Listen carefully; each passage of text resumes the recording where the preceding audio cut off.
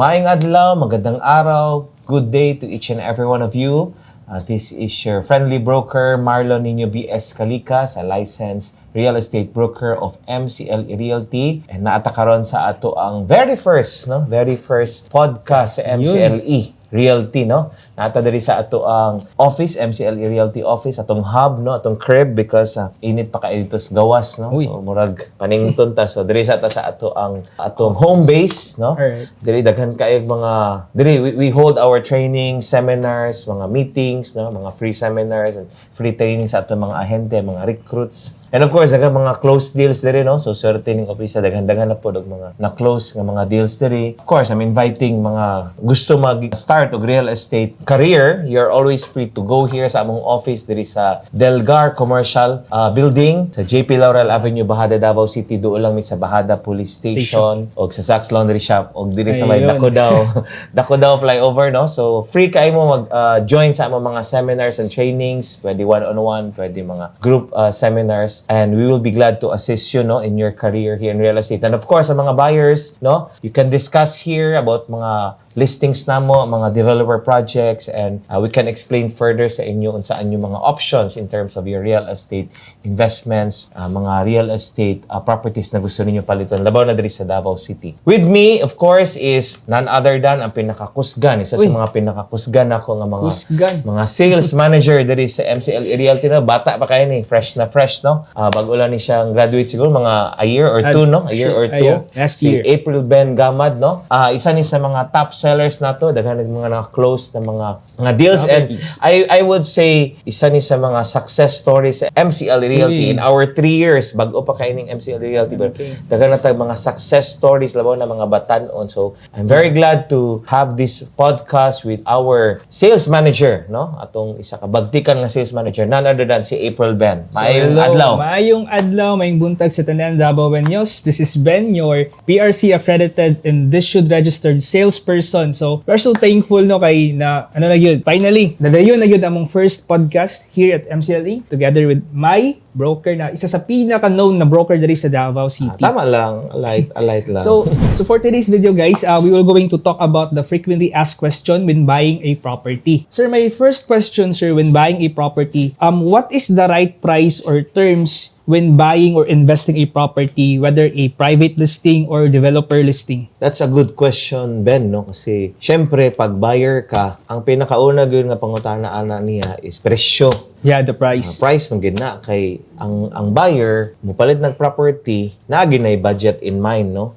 Either dako kay budget or gamay budget, depende sa iyang status in life, no? So price is really the most frequently asked question, I would say, no? Yeah. Even mag-post ka, unang pangutana na how much, no? HM. Kita ka dito sa imong post dito for HM. So how much? So pogi na siya. And unsa ba gid ang tama nga price sa isa ka property, no? Labaw na kung whether developer or private listing. Yeah. So, lain-lain man na. Kung developer siguro, of course, kung medyo national developer na siya, medyo sikat na nga developer na nag-develop nationwide, and kanang known na nanay reputation, most likely, mag-expect gid ka nga mahal-mahal gid ang presyo. Ana, no? Like kanang mga Ayala, mga Camellia, mga, unsa pa ba, mga national pair, mga Philippines, SMDC. Yeah. So, most likely, mag-expect ka nga medyo higher ang price. Ana, kay because these developers naman, they spend so much for advertising, they spend so much for marketing expenses. And na sila track record, sir. Na sila track record. Of course, you are buying a brand, no? Yes, yeah. Mura bang nagpalit ka og branded nga properties, no? Kung sa sanina pa na, branded nga mga sanina. Kung known na nga developer, expected na gina siya nga mahal. So, di gid kakahangyo ana pag developer, no? Again, hangyo ay kay usually ang developer muhatag lang ng mga discounts. Like promos. Mga promos lang po na. Pero dili always po, no? Depende sa panahon, depende sa sitwasyon, depende sa occasion. But in most cases, pag developer na, dili gina siya pwede hangyo-hangyoon. Nanay fixed nga price, nanay mga fixed nga charges and taxes. And normally, pag developer, nanay ginatawag nila nga miscellaneous charges, nga mauna siya ang ginagamit para sa transfer of ownership, para sa mga payments sa mga lawyers and everything, no? But sometimes, naapoy watch out pod mga buyers because na mga developer na ang ilang presyo wala pay appeal ang mga transfer Transfer fees, fees, like taxes. apel mga taxes. So, tan-awon ninyo ang quotation nga ginahatag sa inyo sa developer, no? Making sure na dili man sa maro, pero usay ang developer ang iyang ginabuhat pod kanang gagmay kaayo na mga fine prints nga dili kay mapansin para ang makita lang katong Then commonly contract nasa price. pinakababa.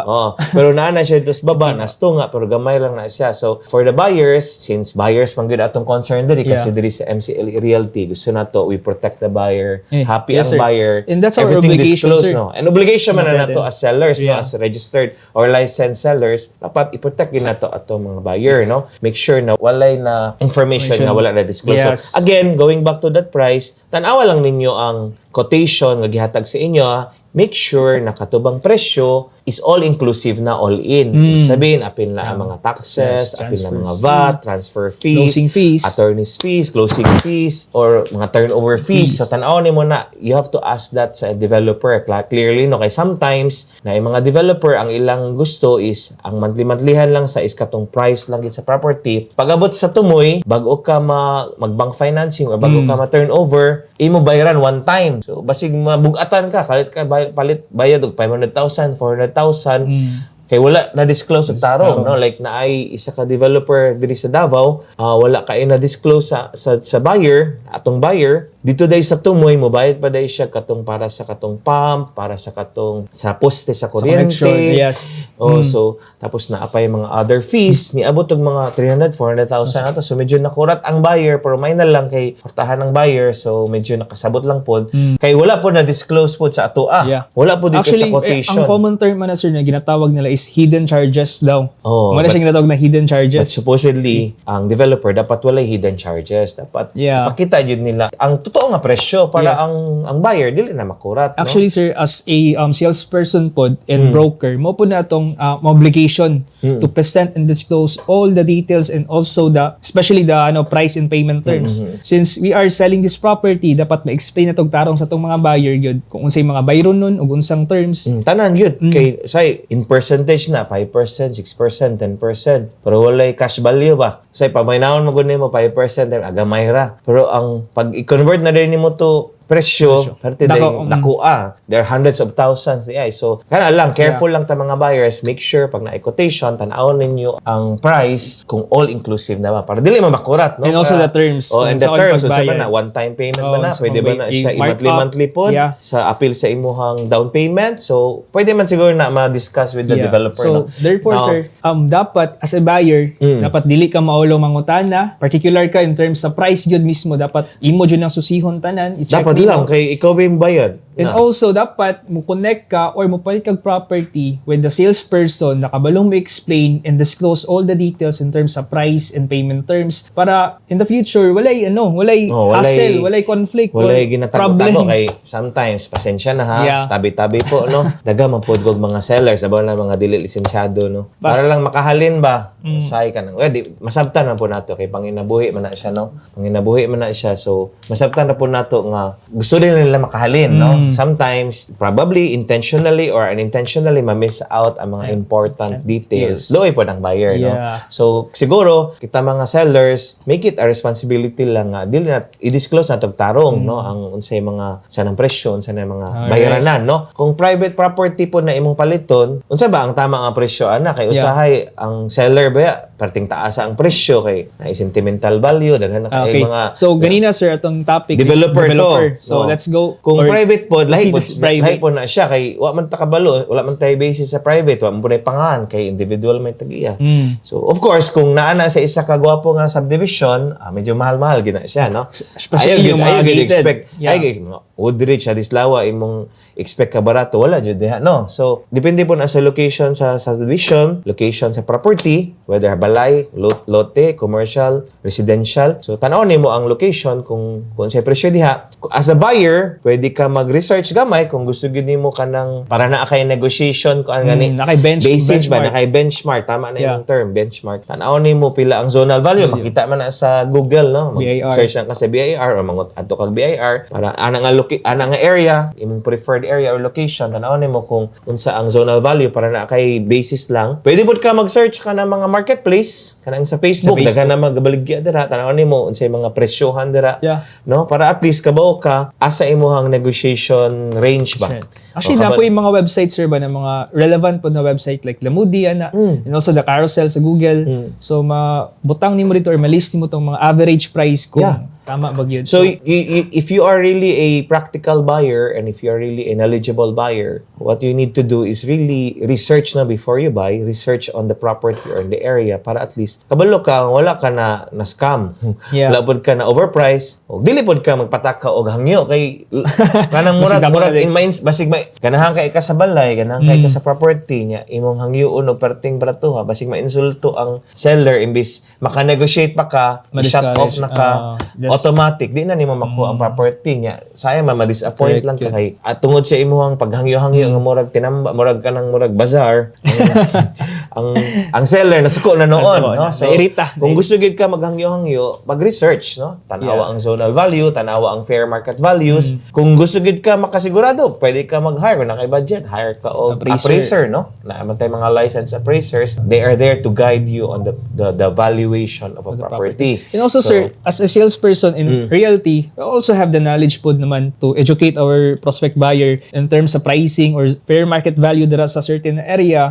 So, no need na sila to give an effort ba na magkuha pag-appraiser, mag-ana pa, mag-research, while pwede man sila mangutana sila mga trusted broker o salesperson. So, that's why, as a buyer or potential buyer, need ko din yun na mo connect sa mga legit na mga broker and also the mga accredited na salesperson, okay, knowledgeable sila and less hassle inyong buying transaction or buying journey when investing or buying a property. Tama dia. It's nice, no, na you really hire a legitimate, no, a licensed broker na taas-taas na bodog experience, na taas-taas na bodog by the way, sir, pila na record ako like dili sa panghambog na almost 20 years na ko diri sa real estate industry. 20 years. Wala panghambog na pero akong edad tama lang po. 50. So, dili po din. Well, I could say in my experience in real estate is very thorough, no, and very long na akong track record. I used to work for a developer. So kabalo ko, a national developer. So kabalo ko sa mga documentation, kabalo ko sa mga pamaagi, sa mga processes. And I've been practicing real estate. I'm into sales also all my life. So more or less, I have an idea already. So it's good also na you are talking to a broker na naay taas nga track record, no? Because para di ka mamali, no? So price nila, kana lang imong basihan. Tapos if you have the basis for the negotiation, then depende na sa inyong agreement sa seller kung hangtod asa siya kay siyempre ang mga seller na alam po na sila murag floor price ba nga hangtod diha lang sila. So tanawon po nimo ang presyon di ay ang trick po di ay sa private listing is ganang ginatawag nila gross or net. Klaro hagin na kay say mo hatag og presyo 10 million. So abi nimo mao na day ang bayaran nimo wa nila pero ang pasabot day sa seller net.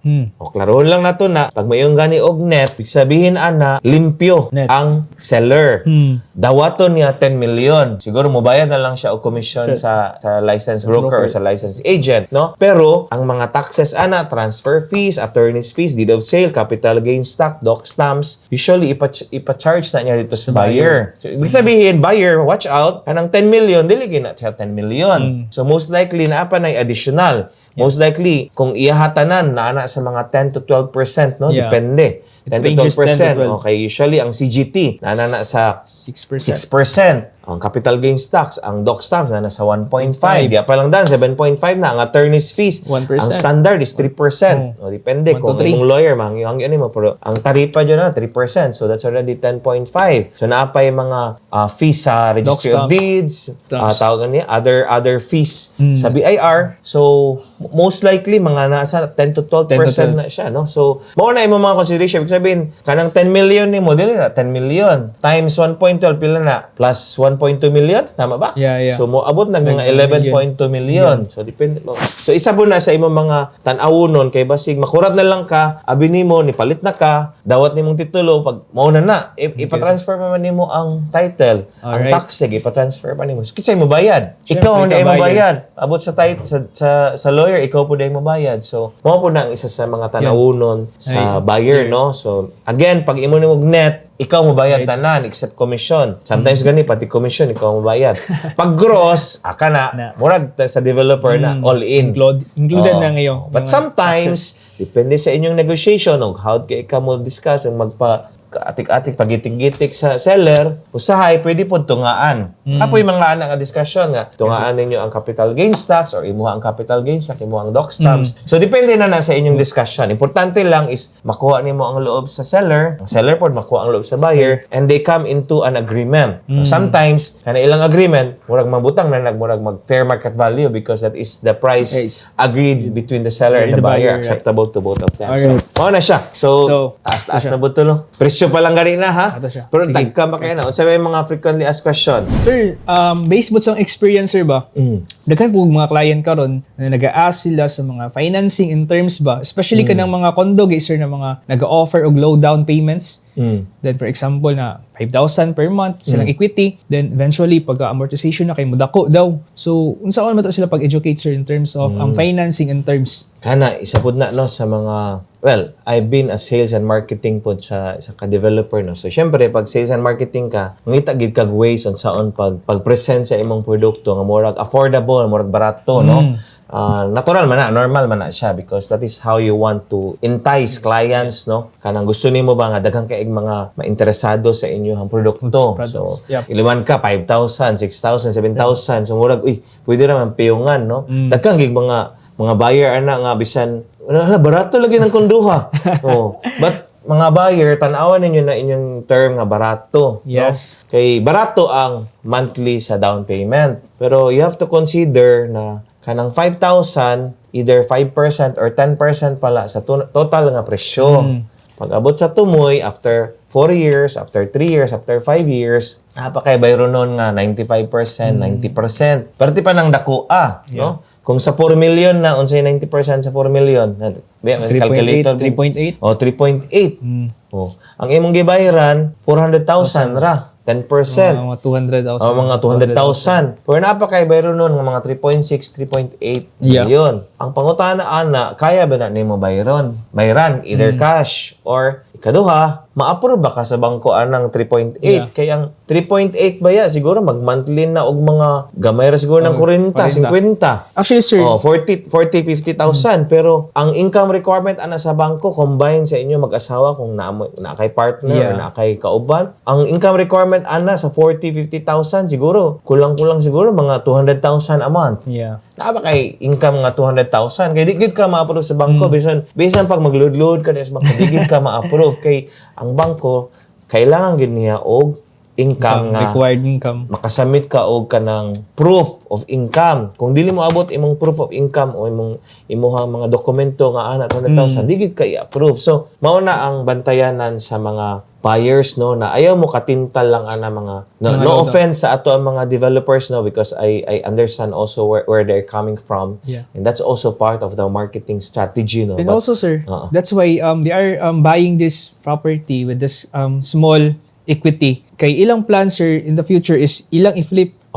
But some of the developers, sir, is dili sa naga-allowed na i-assume. But other than kanang flipping, before we go into that, kaning ginatawag na to nga kanang 5,000, 6,000, makadani dyan na, no? Bisan ako siguro, no? Pwede ra na piyungan. Ikaw, empleyado ka sa isa ka company, you're earning like 40,000, 30,000, what is paksitan ni mag 5,000, but you have to bear in mind nga ang imuhang monthly amortization ana pag-abot na sa bangko, maabot nag 40, 50, pangutanay mong sarili, kaya ba na nimo? Sometimes man gud ang uban, mupalit gid sila gituyo nila kay at least gaan pa sa sugod. Anyway, kaya man ako ng monthly. At least lang murag nakapahuway-huway ko gamay. Okay na. Kung inguna na imong situation, go for it. Labaw na pagwapo na siya nga property, no? Pero kung imong income tama-tama lang, ang imong maging monthly after 4 years 50,000, ga-income karon og 30,000 o 40,000. What is the likelihood nga after 5 years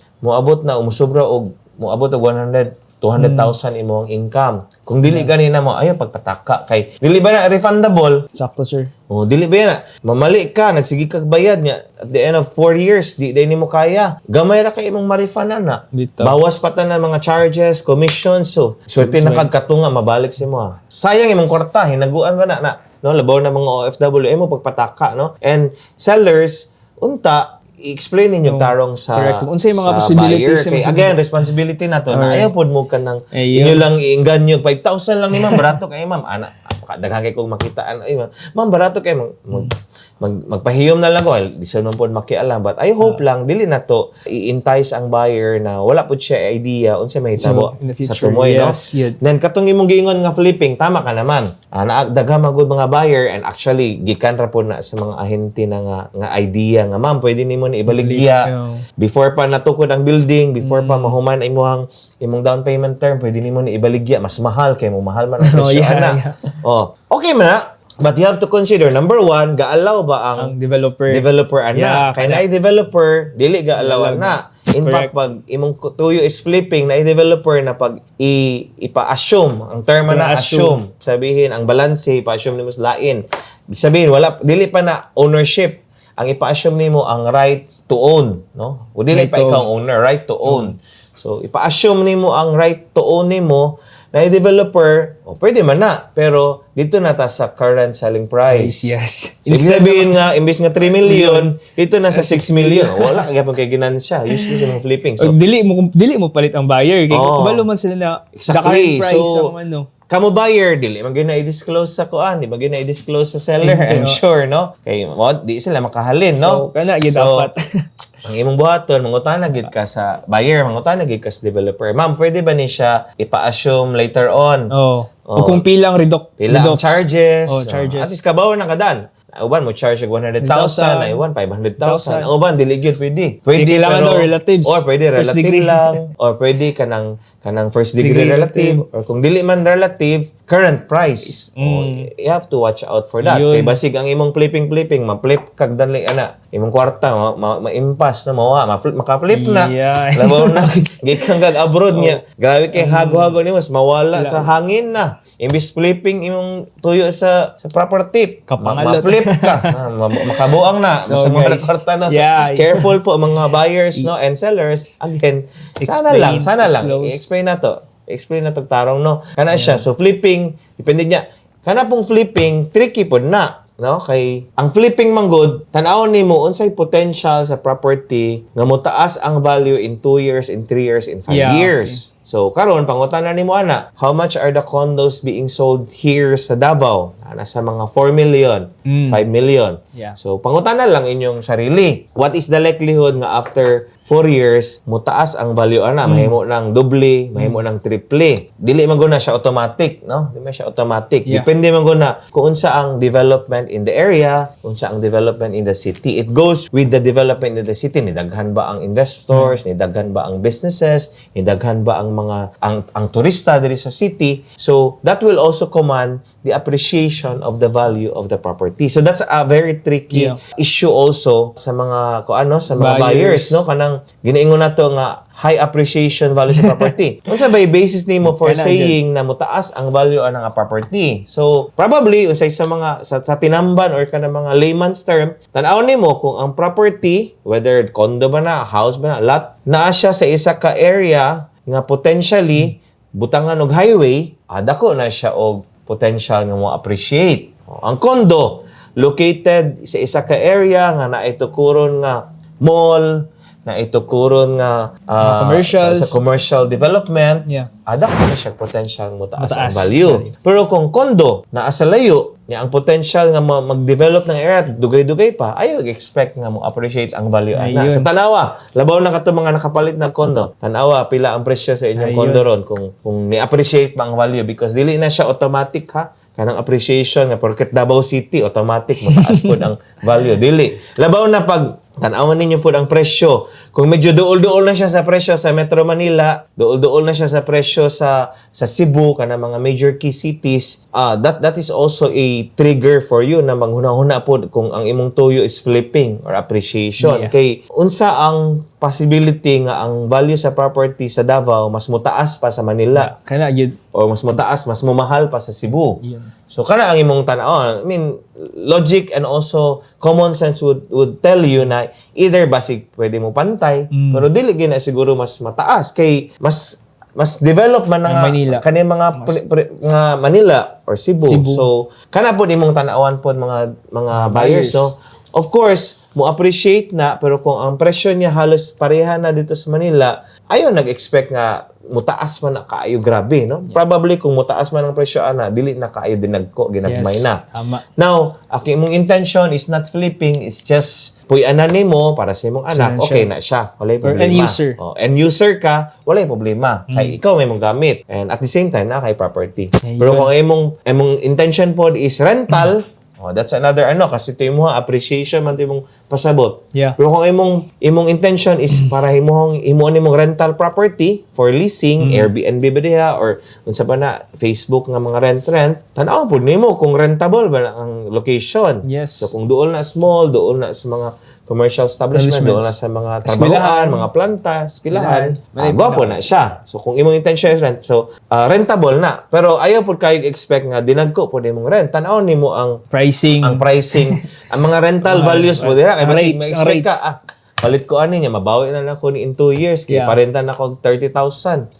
Ya, ang rental lang din dito, 10,000. Like, murag dili pod na marentahan kay mahal Tama, kayo. sir. So, you have to consider also those ones. Now, sa developer na, sa private listing, kanang financing terms, depende na sa inyong negotiation and agreement. Kay sometimes, kung ikaw ang buyer, you negotiate with the longest term possible para dili kay ka mabugatan. Pero usually, pag mga private listing, short term lang na siya usually. Like 3 to 6 months. 3 to 6 months. Swerte na ka kung maka 1 year ka. Yes. Musugot no nga, covered with post-dated checks. Pero depende na sa inyong arrangement with the owner o naunsa nimo pagkuha sa kiliti sa owner. Kaya naman po yung mga owner nga nagdali, usay mosugot na lang sa terms, kay nag-rush na ay panginahanglan, emergency, or kinala mo abroad, so nagdali, usay bagsak presyo, usay bagsak terms, no?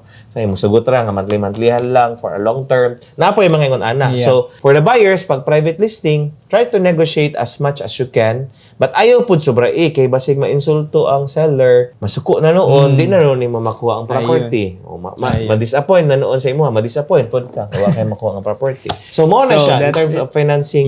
Again, buyers be careful about ato mga low DP. Kung kaya, way problema. Pag di kaya, sa tumoy, ayaw jud pagkuan kay na ma-intonses imong kwarta. Alright. So, kana siya. I hope you've learned a lot sa ato ang discussion sa atong podcast. Thank you very much and maayong adlaw sa inyong tanan.